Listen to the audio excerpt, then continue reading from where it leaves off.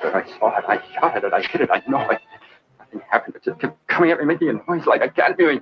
Captain, it was awful. If you could see those hands and those eyes. Captain, you've got to do something about it. You've got. Is it human or inhuman? Earthly or unearthly?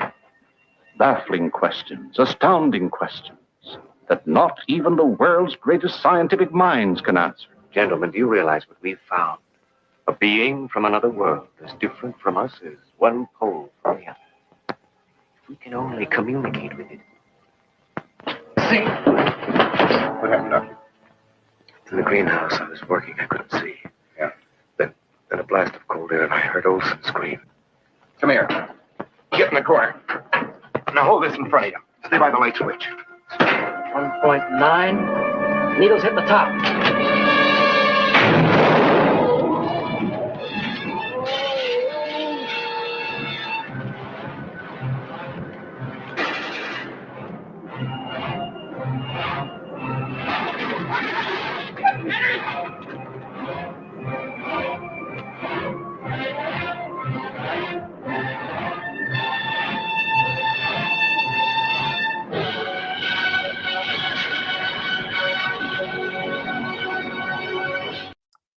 And good afternoon, everybody. Welcome to day 31 of the 31 Days of Monsters. I can't believe it. We've made it through the entire month, and we've come to the end. We've come to The Thing from Another World from 1951.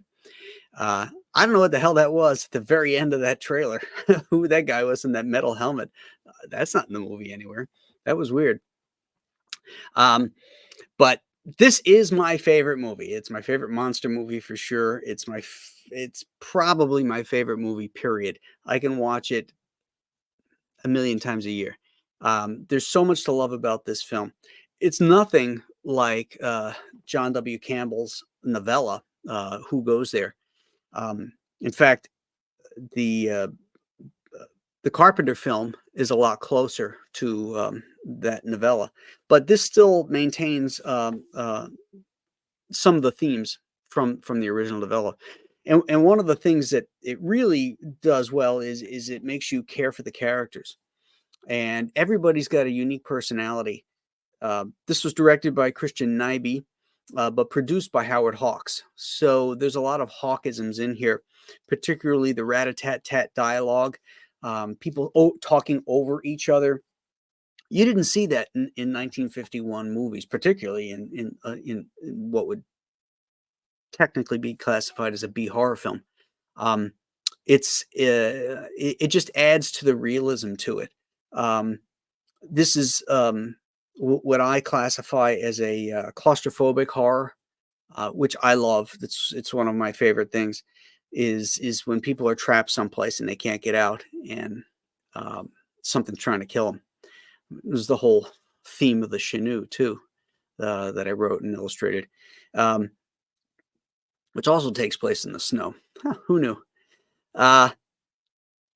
Ken Tobey as our stalwart hero is fantastic. I love the characters of Scotty, the intrepid reporter. The relationship between Captain Hendry and his two lieutenants, the co-pilots and the navigator, are just great. They're busting his balls, but they still respect him. One of the things I love too in this film is that separation between command and friendship. They may bust his balls a little bit, but they know who's in charge. And that goes for the scientists too. The scientists are, once this becomes a military issue, there's like the scene where they open up the door and the Thing is there. That's that jump scare scene. And I love how Bob jumps back with his M1 carbine and just fires away at the door. And that sound effect that is so great. And, Scotty says, he complains that he couldn't get a picture. And Hendry says, "You want me to open it again?" He's like, "No!" As they're nailing it shut. And the scientists, they're starting to grouse, and Hendry doesn't want to hear about it. And he tells Bob to, he just goes, "Bob," and Bob's like the everyman. He knows everything. He has all the great ideas. What if we string up some, electrical wire here? It's like, if nobody can think about it, ask Bob.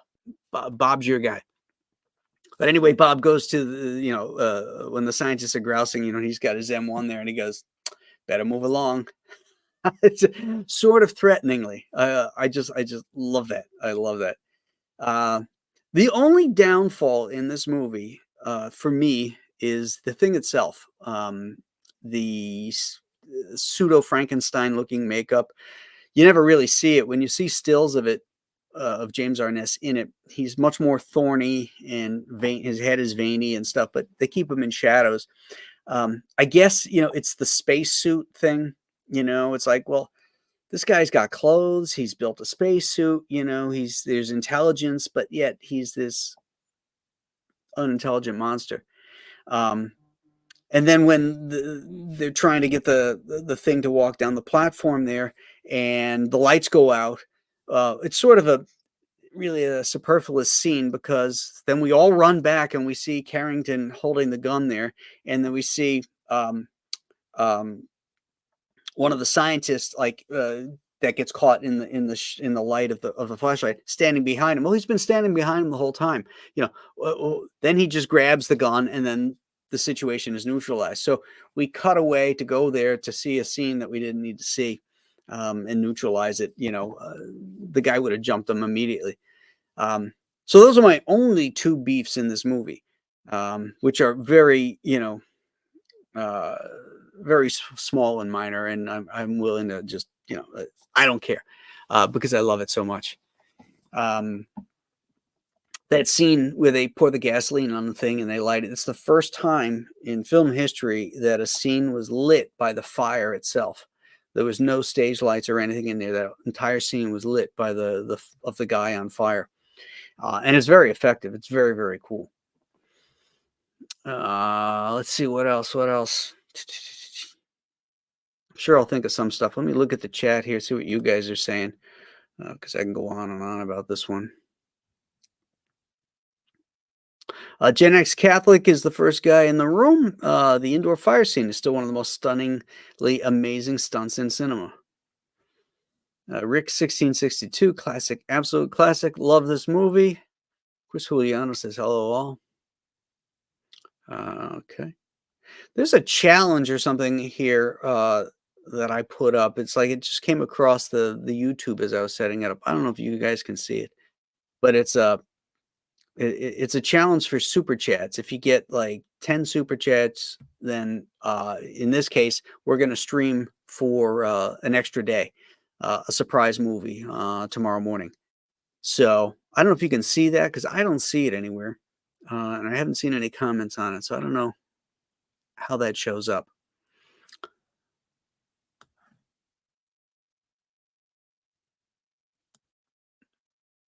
Yeah, I'm not seeing anybody commenting on it, so I don't know where that shows up. Let's see. So where were we? Keep looking to the stars, Monster Kids, I wrote. It's a great ending, too. Bloody Drake says happy Halloween in chat. Hyper Kaiju, he's going to be real mad when he gets to me. That's a great piece of dialogue when he says, wait a minute, I'm serious. What if he can read minds? And his buddy goes, well, he's going to be really angry when he gets to me, or real mad when he gets to me.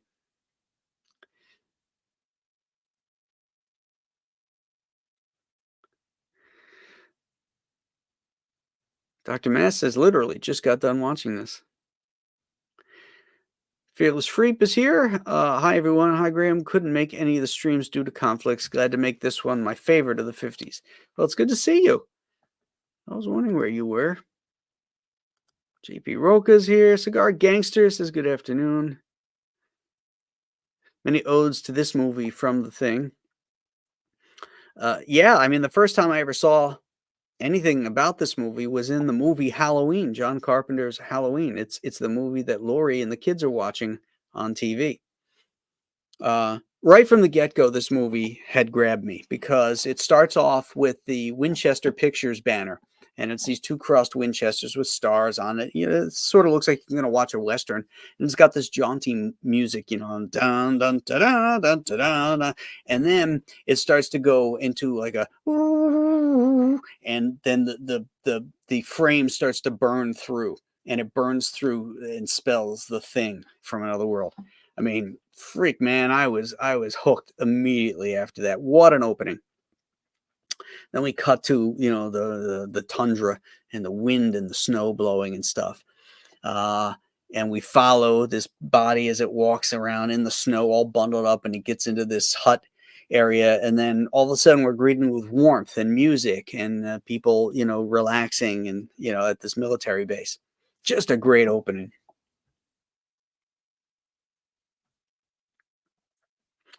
Bloody Drake says, definitely one of my favorite 50s sci-fi movies. Great blend of suspense and tension. Rick 1662 is watching scary movies all day. Nice. Dragon Dancer says, had a great month watching the movies. Caught almost all of the chats live. Thanks, Graham. Thank you, Dragon Dancer.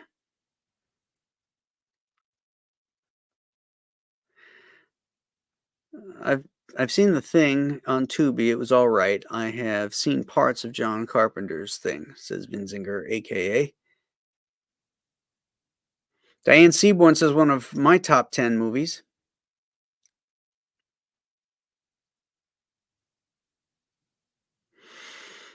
Fearless Reap says he read that it had better box office than Day the Earth Stood Still and When Worlds Collide. Yeah, all released in the same year.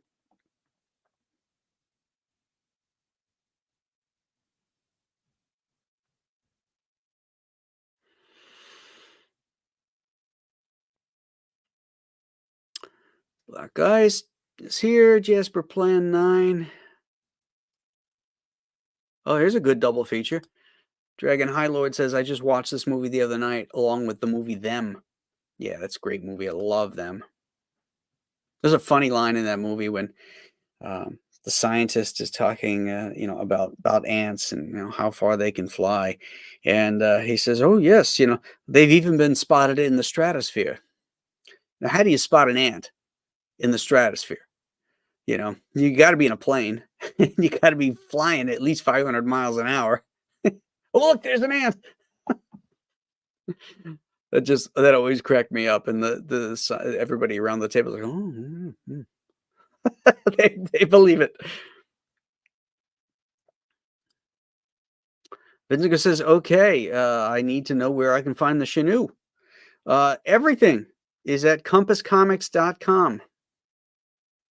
www.compasscomics.com. If one of the mods will put the website link into the chat, I'd appreciate it. You can get all my horror books there.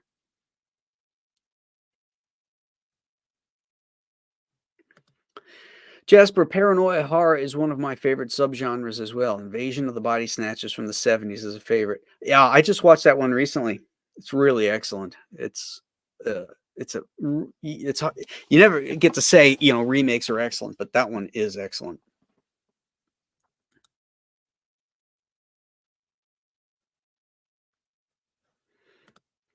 The fear of the creature versus the fear of each other makes this a very different feel compared to John Carpenter's. Enjoy them both. Yeah, I like Carpenter's too, but I prefer this one. And it's mostly because of characters. You know, I'm a character guy, and I want somebody that I can care about. You know, even in let's say a gangster movie, these are shithole people, you know, doing terrible things, but there's always somebody to root for, you know, because you make what they're going against even more deadly or more evil than them. They have to be interesting, and you have to care about what they're doing. I never really get that from most of Carpenter's films. I find most of his characters are kind of vapid and nihilistic. Whereas in this movie, I love everybody. You know, it'd be a shame if any of them died.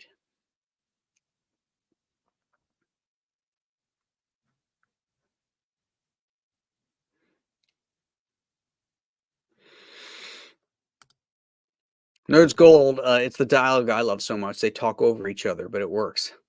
Yeah, I love that. That's what I call that rat-a-tat-tat dialogue. And that's a common thing in Howard Hawks movies.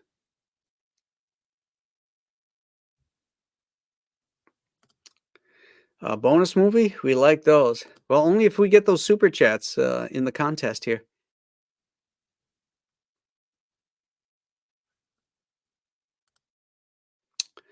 Chris says, was there ever a thought of a sequel to this one back then? Not that I've ever read about.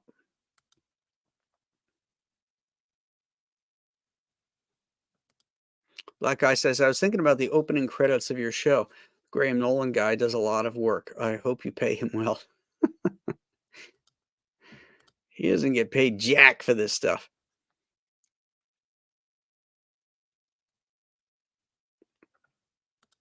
Oh, Jasper says it's at the top of the chat. 0 for 10. Okay. Doesn't look like there's going to be an extra day, guys. Oh, the timer on my poll expired? Oh, that sucks. How could that be? It's supposed to be 30 minutes. We've only been on 18 minutes. Huh, that's weird.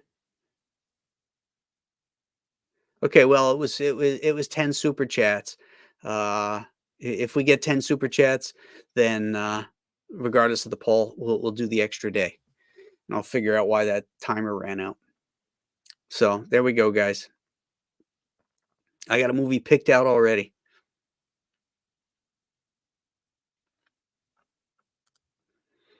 Whoa, Jasper, I've still never seen this one or the original Invasion of the Body Snatchers. Wow. After all the years I've been doing this show, you have not seen those movies? Tisk, tisk, sir.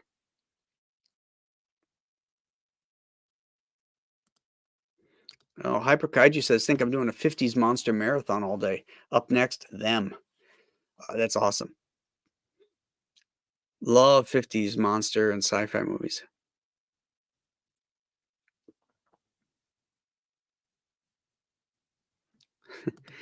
Diane Seaborn says this film gave me a love of furry hooded parkers for life.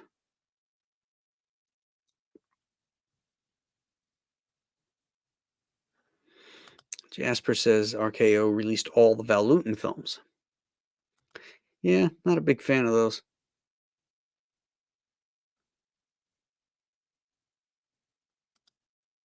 Is this the last great RKO picture or movie? I don't know.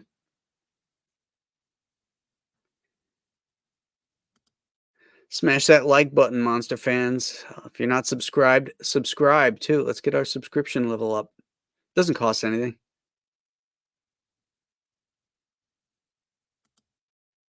JP Roca says, I see the target and goal, but there is no option for super chats, though.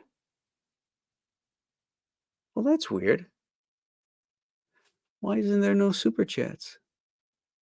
I wonder if it's because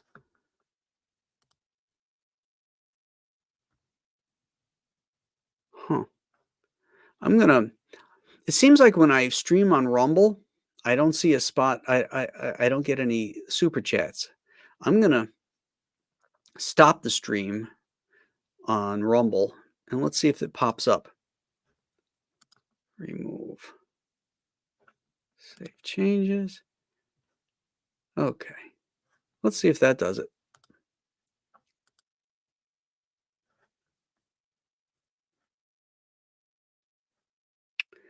Now, where was I?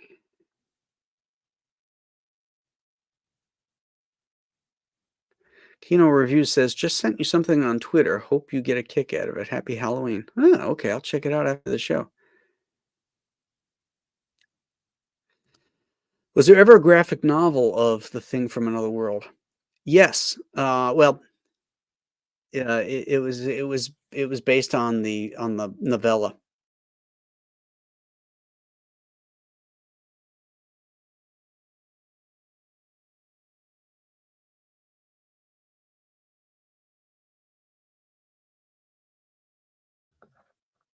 Huh, that's weird.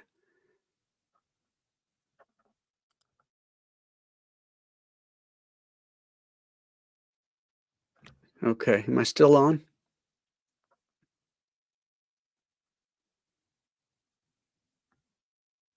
Hopefully, I'm still on. Just saw a Wi-Fi signal break. All right. Where else? The Chenoo is amazing. I felt like I was actually watching a horror movie. Well, thank you, Black Ice. I wrote it with the idea that it was a screenplay. And the prequel of that will be coming up next after Escape from Monster Island. It'll be Chenoo 77.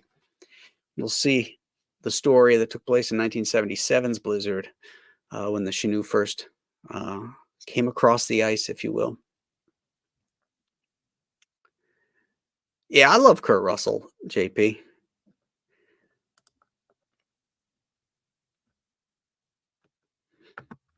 Nobody sees the super chat button. Let me scroll down to the bottom here and see if it showed up.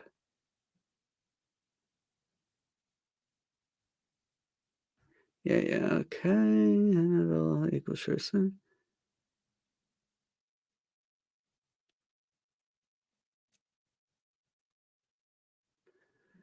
So there's still no super chat option?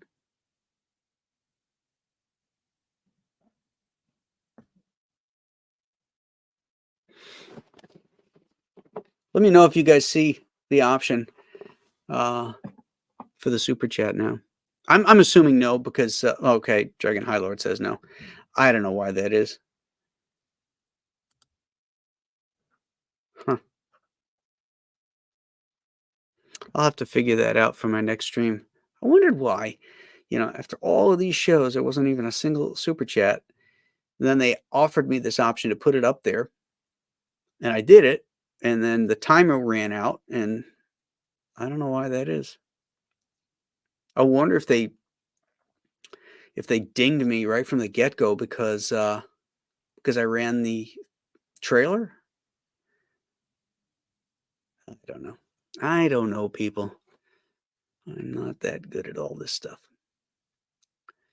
All right, where are we? Dennis Shoemate says, "Happy Halloween, all." Arness was such an imposing figure as the monster. Yeah, he's a big man.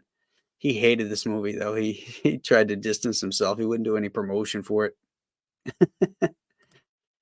Chris Juliano says, "Graham, you did a great job this season picking some really good films." Well, thank you, Chris. There's always going to be a couple of clunkers. We had, I think, 3 of them this year. Oh, excellent. You found the Chenoo. Coolio. And this is the Chenoo plushie, which would go great with your new comic if you ordered one. Because the Chenoo eats the hearts. So he's a cute Chenoo.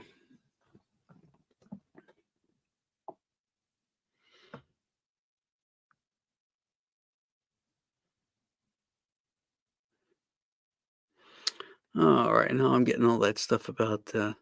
Okay, let me just scroll up to the top of the chat. Oh, you know what I got to do? You know what? Just hold the phone, guys. Let me go to my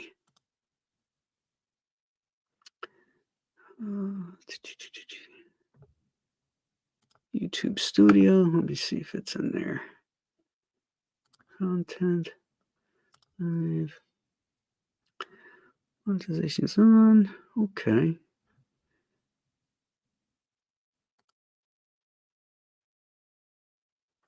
Oh.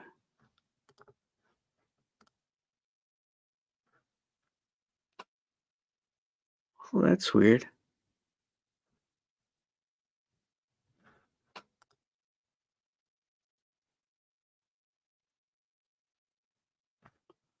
Huh. All right. Well, what the hell? I don't know if it's back on now or not. But it's too late to care. I need to figure it out later on. All right, let me get back into the chat here. Everybody's telling me. Dragon High Lord says, "Wasn't the alien in this movie plant-based life form?" Yes. Yes, a super carrot, as Scotty tells us.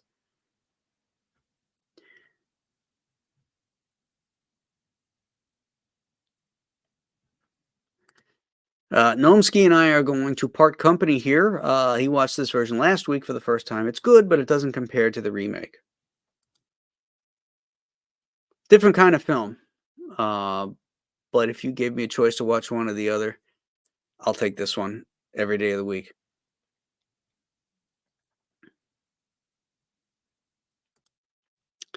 Okay, Graham, this movie or Star Trek's Cat's Paw, which is better? Have to ask Aaron that question if you want a hard answer or a difficult decision. For me, it's like, yeah, this is my favorite. It's the best. Twins of Evil is next up for me. I have to watch It's a Great Pumpkin, Charlie Brown, too. Yeah, I need to watch Lust for a Vampire and Twins of Evil as well. I think they're going to be on next year's list.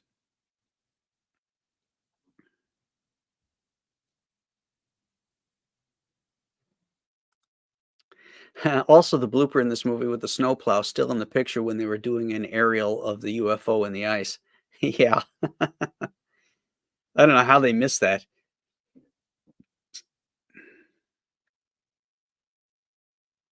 Well, Dr. Mask subbed on Rumble. Well, I think I shut that stream off for this show. But yeah, I put up the other ones there.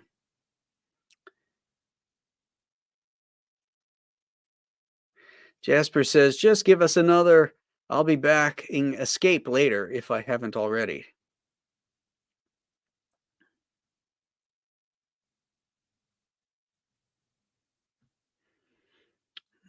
Okay. Jasper just back. Kelly Jones is Dracula Kickstarter. Excellent. Excellent. Yeah, you got to support the good guys. Kelly's one of them. Pity Ma says, Shanu can't wait for the next story.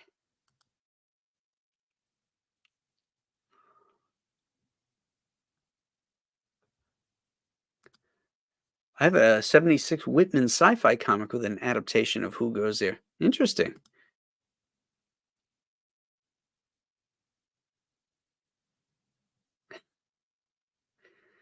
All right, better still, if I get 2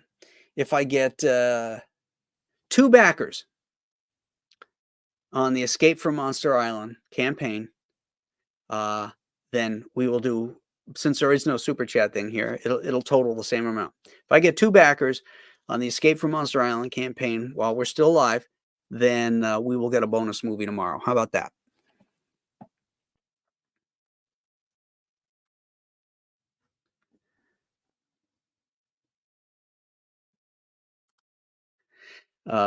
Did Kelly come back on the channel this month to promote Dracula Volume 2? No, he's not been on yet. But he and Matt know they're always welcome. Yeah, it doesn't look like the super chats are available for the stream for some reason. I got to figure out why that is.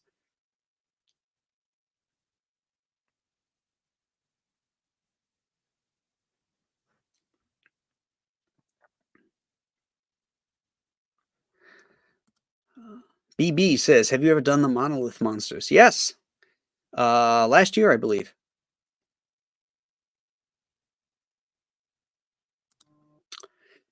Black Ice says, I recently watched Salem's Lot 2024. I didn't like it. Hated it even more after finishing the book. Yeah. Well, we did that earlier this month. It was not good.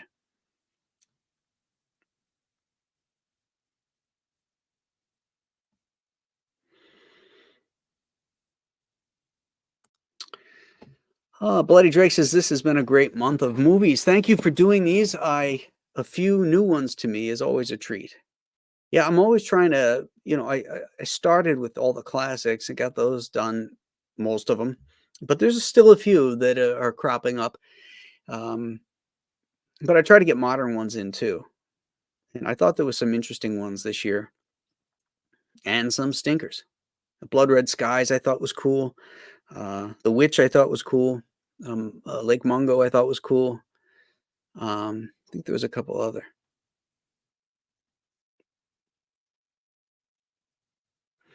Troy Brisbane. Just thought I'd pop in. I have a call to a client. 10 minutes. I watch the version of the movie about 5 times a year. Love it. I usually watch it around Halloween, but then I also watch it in the dead of winter when, on a weekend we get the fireplace going, the wind is blowing, the snow is blowing. It's a great time to watch it too.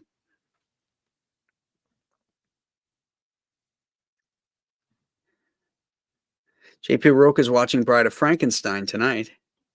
I might put Abbott and Costello Meet Frankenstein on tonight, just to stick it to Aaron.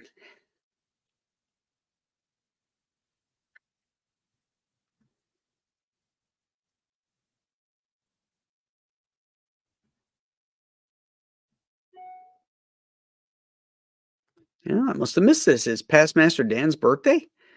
Well, happy birthday.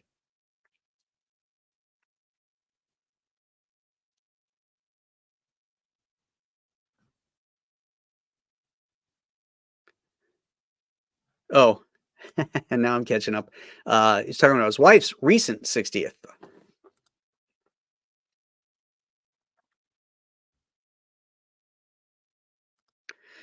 I just got Twins of Evil on Blu-ray. It's loaded with special features. Twins of Evil is a favorite. Oh, cool. Do they have it in 4K?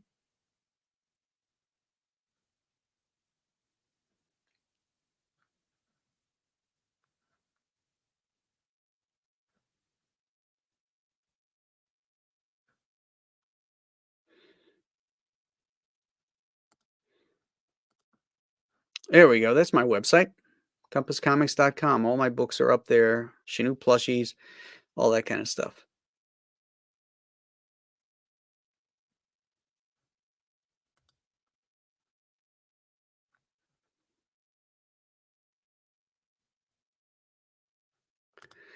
Jasper wants there's just one playlist for all of them. I haven't put them all in there yet, but previous years are in the 31 Days of Monsters playlist. I got to go back and drop in a bunch from this year.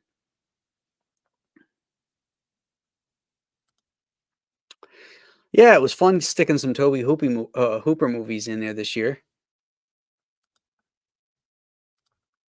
I think the only one I had done of his prior to this year was Poltergeist.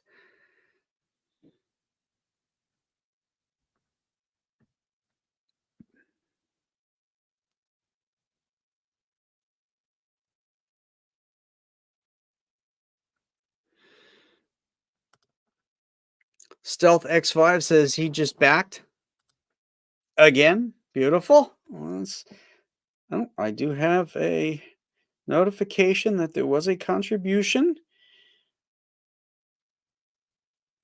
Let's see where the new one is. Beautiful. Okay. I think I got, did we get our two? We got one from 1232.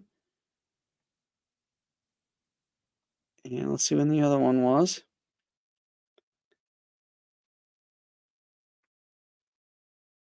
Nope, that one was 1144. So we're one short.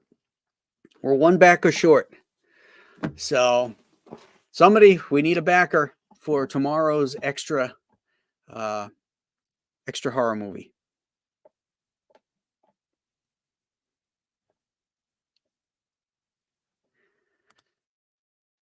Jasper's in the middle of a Nightmare on Elm Street marathon. Excellent.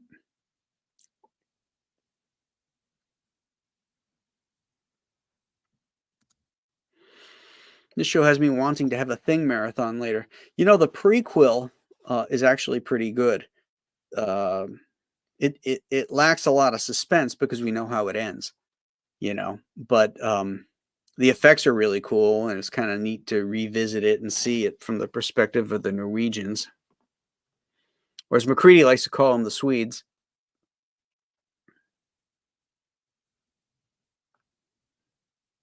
It's funny because in the Campbell's book, McCready, he's not a helicopter pilot because they didn't have helicopters.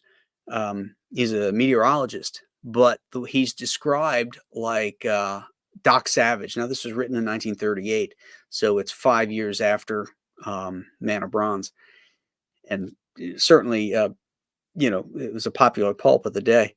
But he describes McCready as this giant man of bronze, with his skin, his skin tone, and his giant frame and all that kind of stuff. I always thought it would be cool to do a Doc Savage story with a thing from another world. That would be really cool.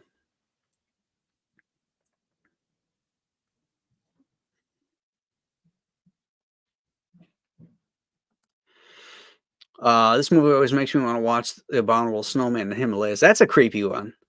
We did that one too a couple of years ago with Peter Cushing and Forrest Tucker. Love that one. Come on, Stealth 5 has done his business. He says one person. Come on. Let me see here. I just got a notification. I think we have it. We do.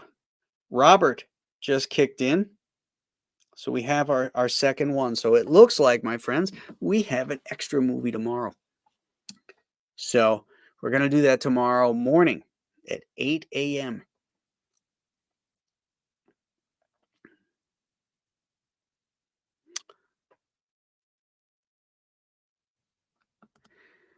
Dark Horse had a great run on the thing after the film. I remember that. I think I bought some of those. Probably still have them in my comic boxes somewhere. All right, let's hail to Stealth X5 and Robert for making this happen. 200 Watt Studio says, have you ever done any of the Quatermass films? I've not. I have not. Could be one I stick on there, though.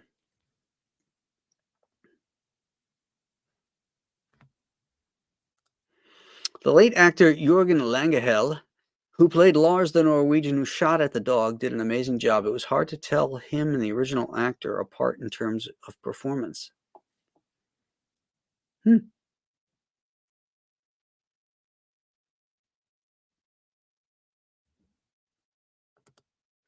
We made it. Light the Vegetable Man on fire. Wait, does that mean the alien was plant-based and vegan? I don't know. He was eating a lot of protein.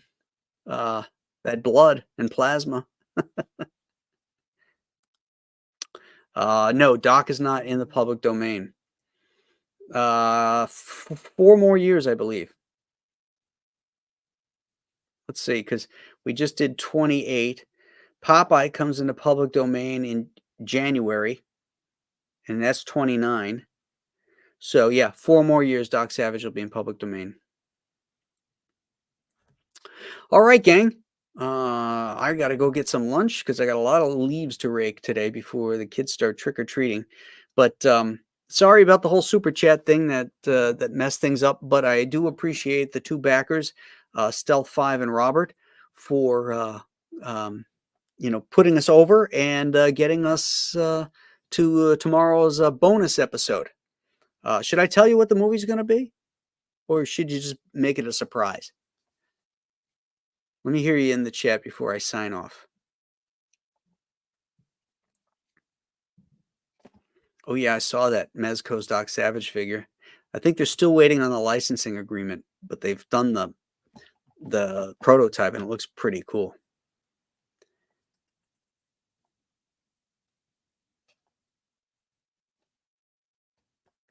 Well, since Stealth X5 is one of the backers that got us there, and he says surprise, then I think it should be surprise. So that's it. We're going to do it as a surprise, and we'll be there around 8 o'clock in the morning. Be a good time. And that's going to be our regular time next year as well. So we might as well get used to it. So thanks, everybody, for tuning in for 31 Days of Monsters. And thank you, Robert and Stealth X5, for pushing us over the top for tomorrow's bonus film.